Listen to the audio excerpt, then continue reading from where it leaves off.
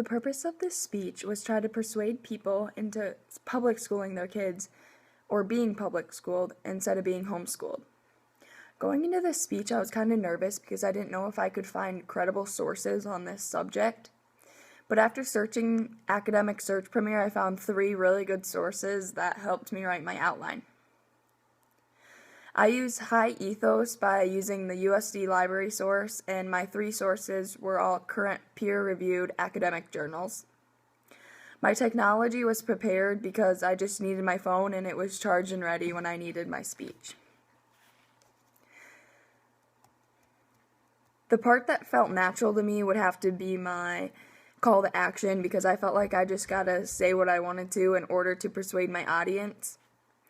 The part that felt most unnatural to me would have to be the conclusion, just because you have to wrap it up and make sure your audience knows you're not still informing them, you are getting them ready for the final part of your speech.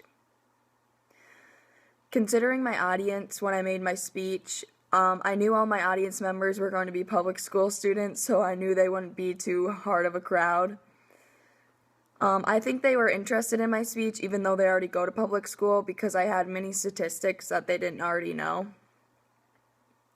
My strongest persuasive argument would have to be that public schooling develops more social skills than homeschooling, and it was 80% to 50%.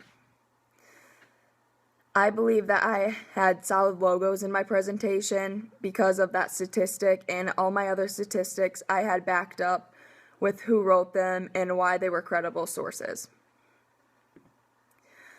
The best part of my speech and the part that really worked for me was the part about myself being in extracurricular activities, because I felt like I could just talk about myself and there was no pressure and I didn't really have to memorize it. The part that didn't work and that I probably should work on is just my overall transitions, because I feel that I stop and need to remember what comes next and second guess myself a lot. Chapter 14, page 105, it talks about initial credibility.